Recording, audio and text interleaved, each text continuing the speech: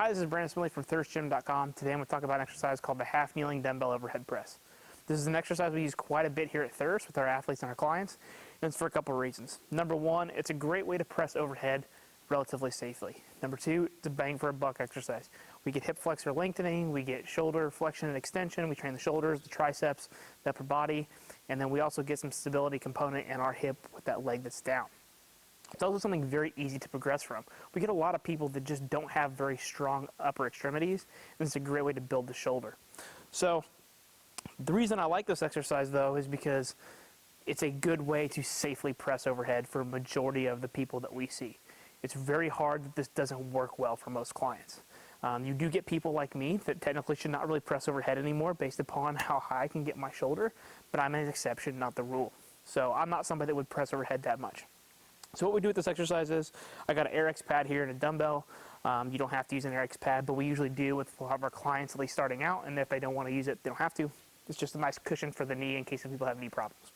So our half kneeling position is one knee down, other leg up. The knee that's down, that's the arm that we're going to press with in this case. So we're going to bring the dumbbell up to the shoulder height. Other arm that you can't see is just by my side. I'm going to squeeze the dumbbell, press overhead, and then back. So the main thing about this exercise is once we press overhead, we actually want to get full shoulder flexion all the way towards the top. We actually want to get that arm fully extended towards a straight line from my wrist, elbow, shoulder, hip, and knee. That's our end position. It's not out here, and it's not over here, and it's not across the body. It almost feels like you're pressing up and back. So you're trying to get your head through the window. That's a good way to coach that exercise, is you want to get your head through the window. But you don't want to artificially get it through the window. So you don't want to press overhead and jut forward, okay? We're not trying to jut our head forward. We're just trying to get the dumbbell and the arm back while our neck stays relatively packed. You can notice that I have a little bit of extension here because, like I said, I'm somebody that can't press overhead very well. Most people, you want their ribs are going to be down, abdominals engaged, and then overhead.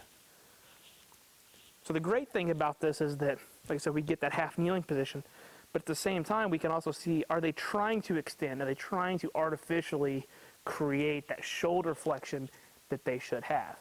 And a lot of times with just coaching and keeping the abs engaged and the ribs down, we can get that position. The other thing that you have to make sure that you do is you have to control the torso. The way you're going to get the abdominal work out of this exercise is to not let the trunk region move much. So, you know, what we see with a lot of kids sometimes is they try to grab a weight that's too heavy for them, and they don't have the actual strength, and so they kind of do this thing, and they push up. This thing, and push up. Got to drop the weight down, get them back in good position, you know, make sure we say, you know, keep your upper body still, feel your belly, don't let your body move around, and just move the dumbbell. Try not to let anything else move, or you can say own the movement. Try to really own the dumbbell, and you control where it goes.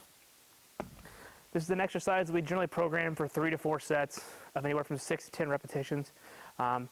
Usually we like to pair this exercise either with some kind of pulling variant, or we pair it with some kind of lower body exercise. A lot of times a hinge, since it's a push, since our grip is not something that's taxed very much.